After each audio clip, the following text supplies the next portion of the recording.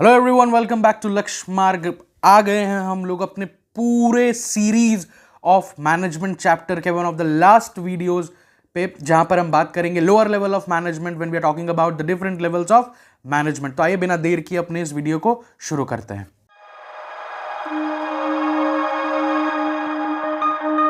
So lower level of management, one of the most important part when it comes to your papers.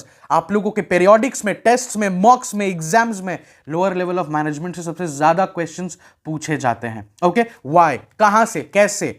सबसे पहला चीज ये को mark करो, सुपरवाइजरी या ऑपरेटिव लेवल क्वेश्चंस आ जाते हैं भैया।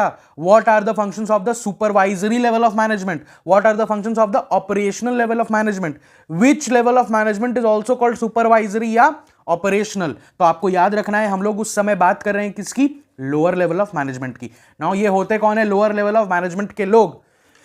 टेक्निकली देखा जाए तो these are one of the most crucial and important segments of the company. These are the people who are in the direct contact with the workers.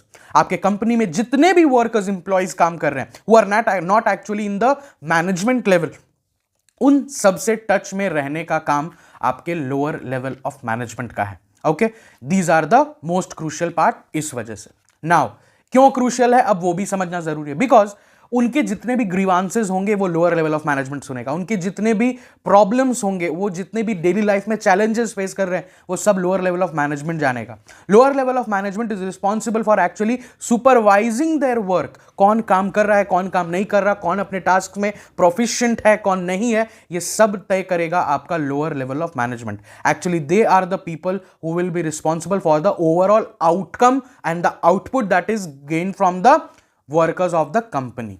Okay, ये orders किससे लेंगे, they will be taking orders from the middle level of management. ये अपने आप को report किनको करेंगे, अपने काम से टास्क को रिपोर्ट किनको करेंगे, the middle level of management. बिल्कुल सही। ओके, तो आइए कुछ डेफिनेशन है, इस इजी पॉइंट को हम लोग तुरंत खत्म करके एक्सप्लेन करके खत्म करते हैं। Now it says lower level of management is also called as supervisory या ऑपरेटिव लेवल। अब देखो, सुपरवाइजरी या operative level, let me just highlight this for you. Supervisory या लेवल, अब इसको आप ऑपरेशनल लेवल ऑफ मैनेजमेंट भी कह सकते हो। Then we have it consists of supervisors, foreman, section officers, superintendent etcetera. अब ये लोग कौन होते हैं, हम लोग बस अपने आगे आने वाला जो चैप्टर है प्रिंसिपल्स ऑफ मैनेजमेंट, उसके अंदर डिटेल में इन सारे डेजिग्नेशंस को पढ़ने वाले। तो तब तक भैया कुर्सी की पेटी बांध के रखिएगा। Then we have, according to R C. Davis, supervisory management refers to those whose work has to be largely with the personal oversight and the direction of the operative employees. In other words, they are concerned with the direction and controlling function of the management. अब देखो भैया, direction and controlling function होता क्या है, short में समझ लें।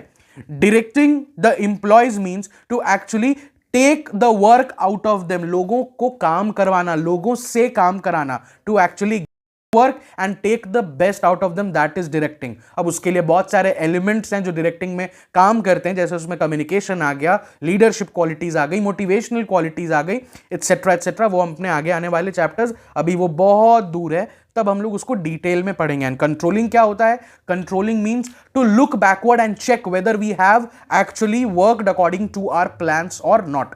हम लोगों ने प्लान बनाया था कि ए टू जेड जाएंगे, मगर जब मुड़कर पीछे देखा तो पता चला कि ओ यार जेड तक तो आ ही नहीं पाए, आर पे ही रुक गए। ओके, तो ऐसा क्या हम लोगों करें जो आर से जेड तक का सफर कवर कर जाए। ओके, तो ये किस एक्टिविटी के अंदर आता है, ये कंट्रोलिंग एक्टिविटी के अंदर आता है। ओके, सो कौन रिस्पॉन्सिबल है इन चीजों के लिए, the lower level of management is responsible. Okay, so now next is what are the functions that are being done by the lower level of management. के फंक्शंस क्या होते हैं, बहुत रेस्ट्रिक्टेड हैं, easy to understand and easy to learn है, but आइए इसको भी देख लेते हैं, समझ लेते हैं।